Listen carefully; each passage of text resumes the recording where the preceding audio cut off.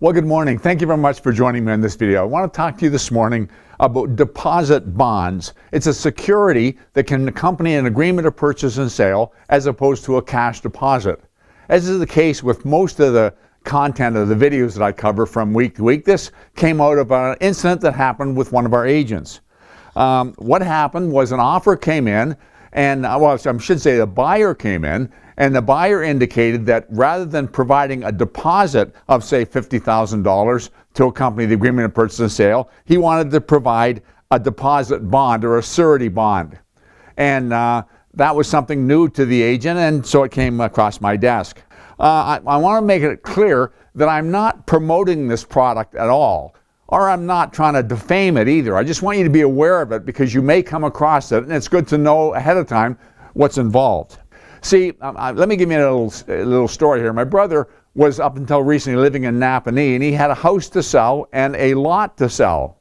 An offer came in, and I was surprised when I reviewed the offer to see that it had a $500 deposit. I asked the agent about that. He said, well, we're not like the big city. We still work with $500 and $1,000 deposit. It wasn't that long ago that was the norm in Niagara. We'd see a $500 or $1,000 deposit accompanying most agreements or offers that became agreement of purchase and sale. And I should say there's no magic about the size of the deposit. It can be $1, it can be nothing, whatever the buyer and the seller agree to. But the larger the deposit, the more skin in the game as far as the buyer is concerned and security as far as the seller is concerned. But now we're dealing with deposits of $20,000, $50,000, often 5 to 10% of the purchase price. In fact, we had a residential sale come through where the deposit was $1 million. So we're looking at sizable deposits compared to what it used to be.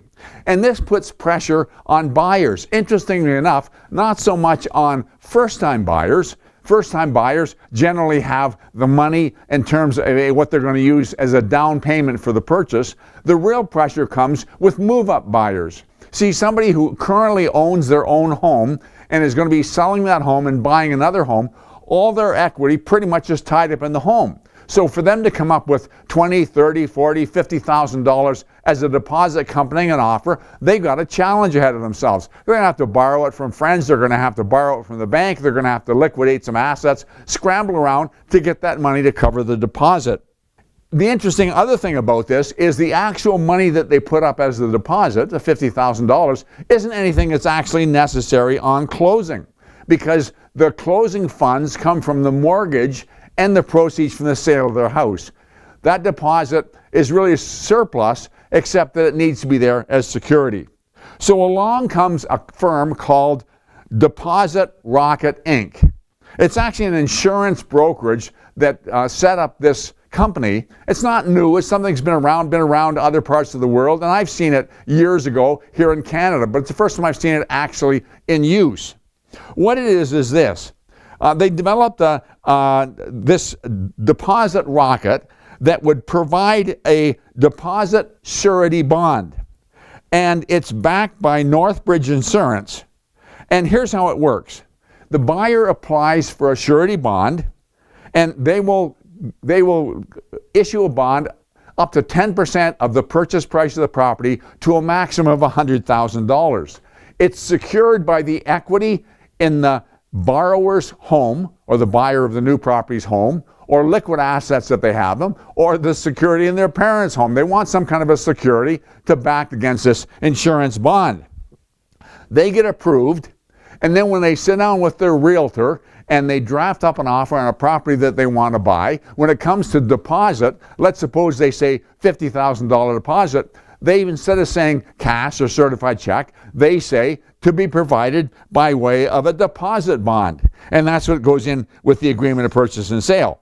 Now, on closing, that bond isn't ever cashed, if you like. It's held by the listing brokerage until closing as security, but on closing, the buyer provides all the money by way, as I say, the equity from their house and the mortgage they've arranged. And this is really only an insurance that guarantees the deposit. It's cash if the buyer defaults. And it would be the same as a deposit if it was a bank draft and it was held in the trust account of the listing brokerage.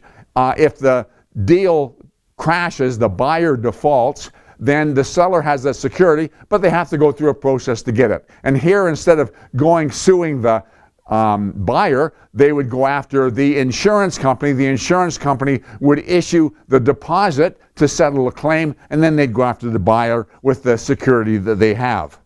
RICO was approached to ask whether or not they would allow it. And they said, we don't really have any position one side or another. It's between a buyer and a seller. Just make sure that they clearly understand what's involved. Now, am I endorsing it? Not really. But I want you to know, I think there are, at this moment in time, although there's some advantages, I think there's some drawbacks. And one of the drawbacks is it's not a product that's known by the public. And so if I am a buyer and I'm in competition with 3 or 4 or 5 or 12 other offers, and all the rest of them provide a deposit as we understand it, and one says it's a surety bond instead of a deposit, I, as a seller, might say, you know, I'm not sure I'm comfortable with this. I don't know what this really is.